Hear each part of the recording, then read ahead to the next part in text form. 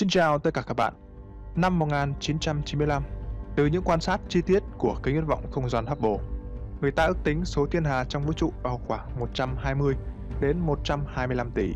Tuy nhiên, đây chỉ là những gì chúng ta quan sát được trong vùng vũ trụ khả kiến, tức là còn rất nhiều thiên hà xa xôi mà Hubble chưa thể quan sát. Các nhà khoa học cho rằng, tất cả những gì chúng ta thấy có thể chỉ là 10% số thiên hà thực sự tồn tại trong không gian vũ trụ. Điều này có nghĩa là có đến 90% số thiên hà xa xôi trong vũ trụ vẫn chưa hề được con người quan sát thấy. Ngày nay, số thiên hà thống kê được đã nhân lên đến gần 20 lần, nhưng nó vẫn chưa phải là tất cả. Vũ trụ rộng bao nhiêu, không gian đang mở rộng nhanh như thế nào, vẫn luôn là những bí ẩn khổng lồ làm chúng ta phải kinh ngạc. Vận tốc ánh sáng, thứ nhanh nhất trong vũ trụ, nó cũng là hằng số giới hạn không thể vượt qua, khiến cho không gian và thời gian cũng phải thay đổi để bảo toàn vận tốc của nó. Thế nhưng, có vẻ mọi thứ không đơn giản như vậy. Sự mở rộng của không gian vũ trụ dường như đang chiếm thế thượng phong. Ánh sáng của những thiên hà xa xôi chắc chắn sẽ không thể nào chiếu tới trái đất, vì không gian mở rộng còn nhanh hơn cả vận tốc ánh sáng. Vậy, thực hư chuyện này là như thế nào? Vũ trụ thực sự rộng lớn đến mức độ nào? Vận tốc ánh sáng có thực sự bị tốc độ giãn nở của vũ trụ bỏ lại phía sau hay không?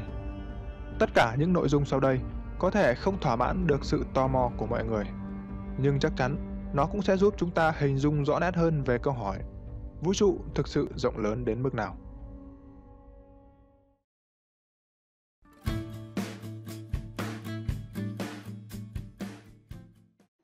Kể từ khi Copernicus lập luận rằng trái đất không phải trung tâm của hệ mặt trời, nó đã thực sự tạo ra một cuộc cách mạng khiến chúng ta phải định nghĩa lại vũ trụ. Cho đến ngày nay, tất cả những hiểu biết và bằng chứng chúng ta thu thập được dường như càng làm cho vũ trụ trở nên vĩ đại và bí ẩn hơn. Câu hỏi vũ trụ thực sự rộng lớn đến mức nào vẫn luôn thôi thúc sự tò mò của nhân loại. Vậy, chúng ta đã dùng cách nào để tính toán kích thước của vũ trụ?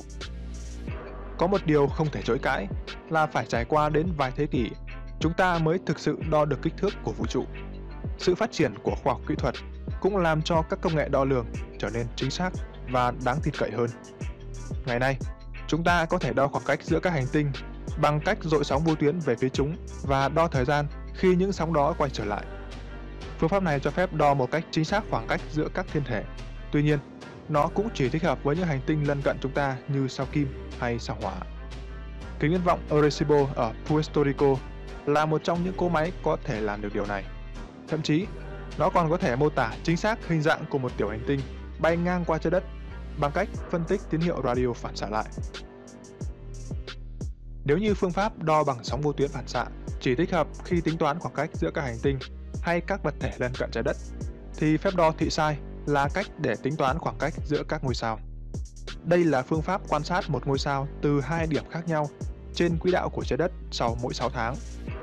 Bằng cách tính toán độ lệch của ngôi sao đó và đường kính quỹ đạo của trái đất, chúng ta có thể tìm ra khoảng cách tới ngôi sao mục tiêu. Nhiều người cho rằng mặt trời luôn di chuyển, các ngôi sao trong thiên hà cũng luôn di chuyển. Chúng không hề giữ nguyên vị trí để chúng ta thực hiện các phép đo lường. Vậy, làm sao các phép đo đó có thể chính xác được? Thế nhưng các bạn lại quên mất rằng toàn bộ dải ngân hà của chúng ta cũng là một khối thống nhất, giống như hệ mặt trời. Mọi vật thể luôn luôn vận động, nhưng lại là vận động theo một thể thống nhất. Ví dụ, bạn đánh dấu 2 điểm trên một chiếc đĩa tròn. Sau đó bạn xoay chiếc đĩa hay thậm chí ném nó đi xa, thì khoảng cách giữa hai điểm đó vẫn không hề thay đổi. Trên thực tế thì chuyển động của các ngôi sao trong dải ngân hà cũng có sự dao động, nhưng đó đều là những dao động không đáng kể, và chúng ta chỉ có thể nhận ra sự thay đổi đôi chút sau khoảng 4 đến 5.000 năm. Như vậy, phép đo thị sai có thể giúp chúng ta tính toán khoảng cách giữa các ngôi sao trong khoảng 100 năm ánh sáng. Ngoài 100 năm ánh sáng, phương pháp này sẽ không hữu ích vì quãng đường trở nên quá xa, mà đường kính quỹ đạo của trái đất lại quá nhỏ. Để chinh phục những khoảng cách xa hơn, các nhà khoa học đã sử dụng đến kỹ thuật gọi là khớp chuỗi chính.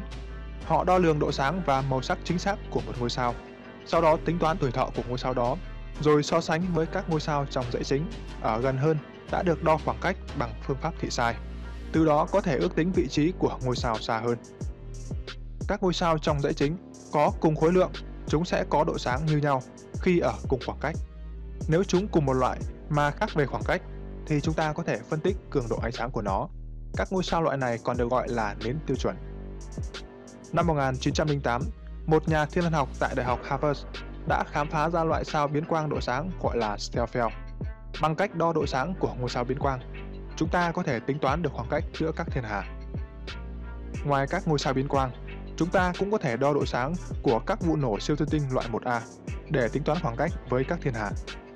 Tuy nhiên, những vụ nổ siêu tân tinh này không phải lúc nào cũng xuất hiện, và chúng ta cũng không thể canh chừng tất cả các thiên hà trong vũ trụ trong hàng trăm năm liên tục chỉ để chờ đợi một vụ nổ như vậy để đo khoảng cách. Vào năm 1920, Edwin Hubble đã phát hiện ra rằng những thiên hà xa xôi trong vũ trụ có bước sóng ánh sáng đang dần giãn ra dài hơn. Bước sóng dịch chuyển dần sang màu đỏ theo thời gian, có nghĩa là chúng đang dần rời xa trái đất. Vũ trụ đang giãn nở, những thiên hà càng xa, chúng càng rời đi nhanh hơn. Phát hiện tuyệt vời này đã mở ra một chương mới về vũ trụ. Nó đã thay đổi những hiểu biết và cách con người quan niệm về không gian. Ngày nay, những photon xa nhất và cũ nhất của vũ trụ truyền tới trái đất xuất phát từ bức xạ nền vi sóng của vũ trụ. Nói cách khác, đây là thứ xa nhất mà công nghệ hiện tại của con người có thể quan sát. Từ những ước tính chính xác của máy dò vi sóng bất đẳng hướng Wilkinson, cùng với nhiều tính toán khác, các nhà khoa học cho biết bức xạ nền vi sóng cách trái đất 46,5 tỷ năm ánh sáng. Có nghĩa là theo bất kỳ hướng nào, thứ xa nhất chúng ta có thể nhìn thấy là 46,5 tỷ năm ánh sáng, và đường kính của vũ trụ khả kiến hiện tại tương đương 93 tỷ năm ánh sáng. Vũ trụ 13,8 tỷ năm tuổi lại rộng đến 93 tỷ năm ánh sáng. Vậy, rõ ràng không gian đang mở rộng theo cấp số nhân.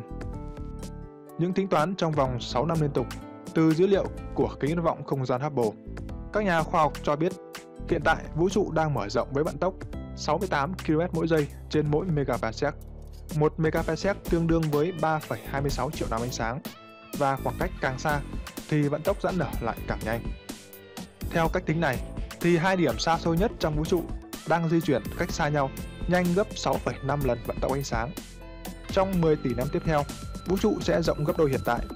Và nếu trong 13 tỷ năm nữa, một nền văn minh nào đó xuất hiện trong cụm thiên hà của chúng ta, thì toàn bộ vũ trụ họ có thể quan sát chỉ gói gọn trong siêu cụm địa phương, bởi vì tất cả những vùng khác đã di chuyển ra khỏi khả năng quan sát.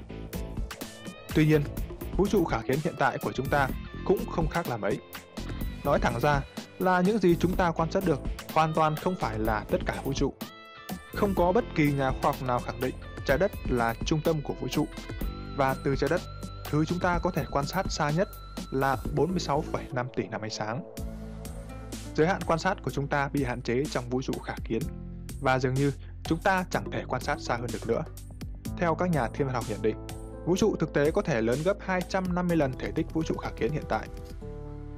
Chúng ta được sinh ra khi mà vũ trụ đã gần 14 tỷ năm tuổi. Trong suốt quãng thời gian đó, có thể phần lớn vũ trụ đã mở rộng, vượt ra khỏi tầm quan sát của chúng ta.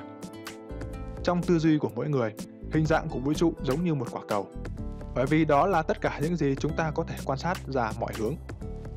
Thế nhưng, những bằng chứng gần đây lại cho thấy vũ trụ cơ bản là phẳng, vì không gian vũ trụ gần như giống nhau ở mọi chỗ. Nếu chúng ta vẫn nghĩ vũ trụ giống như một khối cầu, thì chỉ có thể giải thích là chúng ta quan sát được quá ít không gian vũ trụ, cho nên chúng ta đang thấy nó phẳng. Điều này giống như bạn đứng trên trái đất mà không hề nhận ra bề mặt cong của nó. Với vận tốc giãn nở của vũ trụ và sự hiện diện của năng lượng tối, thì có đến 97% vũ trụ quan sát được, con người sẽ không bao giờ có thể tương tác, kể cả chúng ta bắt đầu du hành ngay từ hôm nay với vận tốc ánh sáng. Sự thật là như vậy. Nếu như ngay từ giây phút này, chúng ta di chuyển với vận tốc ánh sáng, thì lúc nào chúng ta cũng chỉ hoàn thành được 1/3 quãng đường, tương đương với 3% thể tích của vũ trụ. Vì không gian vũ trụ luôn giãn nở, khiến cho những vùng xa xôi sâu thẳm vĩnh viễn nằm ngoài tầm với của chúng ta. Năng lượng tối khiến cho vũ trụ giãn nở. Nó làm cho không gian mở rộng ra, nhưng lại không làm cho bản chất của không thời gian bị thay đổi. Nhiệt độ nền của vũ trụ vẫn được bảo toàn, vận tốc ánh sáng vẫn được bảo toàn, các nguyên tắc vật lý cũng không bị ảnh hưởng. Chỉ có không gian là cứ mãi rộng thêm, thế nhưng nó lại không bị loãng ra. Sự mở rộng này thực tế là sự hình thành thêm những vùng không gian xen kẽ giữa các thiên hà, các nhóm hay các cụm lớn trong vũ trụ. Giống như một quả bóng bay liên tục được bơm thêm không khí. Quả bóng ngày càng lớn và chúng ta vẫn không biết năng lượng tối là gì. Vì vậy, bản chất của năng lượng tối xứng đáng là một trong những bí ẩn lớn nhất mọi thời đại. Nếu nhân loại không thể hiểu được nó, thì cũng đồng nghĩa với việc bản chất của vũ trụ sẽ mãi giống như một cái rương đóng kín, trong khi chúng ta lại không có chìa khóa để mở. 93 tỷ năm ánh sáng có vẻ là một con số lớn đối với 13,8 tỷ năm tuổi của vũ trụ. Tuy nhiên, đó cũng là điều phù hợp khi mà vũ trụ ngày nay chứa đầy vật chất, bức xạ, năng lượng tối và tuần hoàn theo quy luật tương đối tổng quát. Điều chúng ta biết ngày nay là 93 tỷ năm ánh sáng của vũ trụ chính là tất cả những gì chúng ta có thể quan sát từ trái đất. Tuy nhiên, trái đất lại không phải trung tâm của vũ trụ.